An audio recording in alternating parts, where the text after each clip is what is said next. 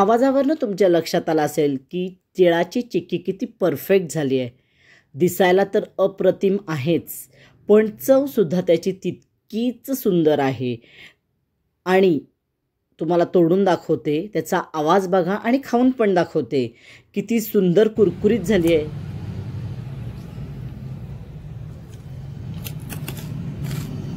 अशी ही सुंदर कुरकुरीत चिक्की करण्यासाठी सगळ्यात पहिल्यांदा आपण पूर्वतयारी करायची आहे. पोलपाट लाटण्याला तूप लावून घ्यायचं आहे आणि पाणी प्यायचं इथं मी पेला घेतला आहे, त्यालासुद्धा पाठीमागून तूप लावून घेतलेलं आहे. याच्या आधी मी वेलदोडे सोलून ठेवलेले आहेत. वेलदोड्याची पूड इथं मी वापरणार नाही आहे. वेलदोडे सोलून अख्खेच मी त्याच्यात छोटे छोटे तुकडे घालणार आहे. ते पुढं घालणार आहे, पण ती पण मी पूर्वतयारी करून ठेवलेली आहे. बदाम आणि पिस्त्याचे काप ऐच्छिक आहेत, ते तुम्ही घातले तरी चालतात किंवा नाही घातले तरी चालतात. ते पण मी कट करून ठेवलेले आहेत. ही सगळी पूर्वतयारी झाली की एक नॉनस्टिक पॅन घ्यायचा आहे. त्याच्यात अर्धा कप पॉलिश तीळ घेतलेत. तीळसुद्धा मी आधी स्वच्छ निवडून घेतलेले आहेत. आणि हे पॉलिश तीळ पांढरे शुभ्र असतात आणि हे आपल्याला आता छान खमंग भाजून घ्यायचे. पॉलिश तीळ अतिशय स्वच्छ पांढरे शुभ्र असतात. तर पांढरे शुभ्र तीळ आपल्याला त्याचा रंग खूप बदलायचा नाही, हे खूप महत्त्वाचं आहे इथं. त्यामुळं बारीक गॅसवर 3 ते 4 मिनटं तीळ छान खमंग होईपर्यंत भाजायचे. तीळ उडायला लागले किंवा तडतडायला लागले की समजायचं तीळ भाजले गेलेत, किंवा थोडेसे तीळ आपण खाऊन बघायचे. हा खमंगपणा खूप महत्त्वाचा आहे आपल्या चिक्कीसाठी. छान खमंग आपण तीळ आता भाजून घेणार आहोत. सगळी पूर्वतयारी आधी आपण केलेली आहे. छान भाजून झालेत आपले तीळ. आता ते एका ताटलीत काढून ठेवायचे. आणि आता आपण त्याच पॅनमध्ये 1 चमचा तूप घेतलेला आहे. मी घरचंच साजूक तूप घेतलं आहे. आणि त्यामध्ये अर्धा कपच साखर घेतलेली आहे. आणि आता गॅस मोठा करून मी साधारण 1 मिनिट आपली साखर वितळवून घेणार आहे.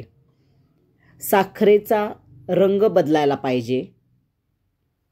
आपल्याला इथं आता कुठल्याही प्रकारचा 1 तारी 2 तारी पाक करायचा नाही. त्यामुळं ही चिक्की तुम्ही कोणीही करू शकाल. ह्याचा फक्त आपल्याला रंग बदलायचा आहे. आता साखरेचा रंग बदललेला आहे. गॅस बारीक केला आहे मी. आता पूर्ण मधासारखा रंग झाला की आपलं पाक झालेला आहे. इथं काही चेक करायची गरज नाही आहे आपल्याला. आता पूर्ण साखर विरघळायला पाहिजे. मात्र आता आपली साखर पूर्ण विरघळली आहे, मधासारखा छान रंग आला आहे. आता लगेच आपण तीळ घालायचे आहे त्याच्यात. साखर कुठं राहिली नाही पाहिजे. तीळ घालून झाले की आपण जे चिरलेले काप आहेत, काजू बदाम ऐच्छिक आहे, पिस्ता आणि वेलदोडे अख्खे मी इथं घातलेले आहेत.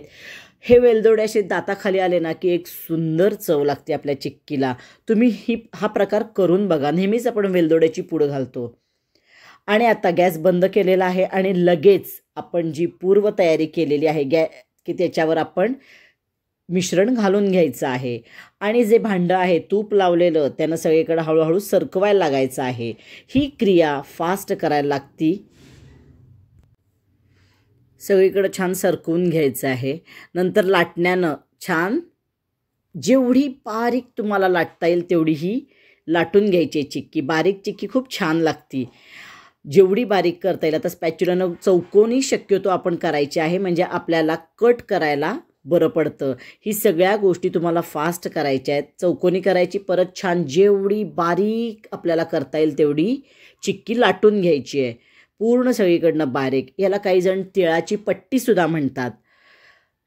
आणि सगळीकडनं छान लाटून झाली की लगेच कट करायची आहे, कारण नंतर कट करायला गेलात तर कट होत नाही. ही महत्त्वाची टीप आहे. लगेच कट करायची आहे आपण की लगेच ती घट्ट व्हायला लागते आणि आपली लगेच चिक्की तयार झालेली आहे. इथं अतिशय सोपी पद्धत आहे. तुम्ही करून बघा.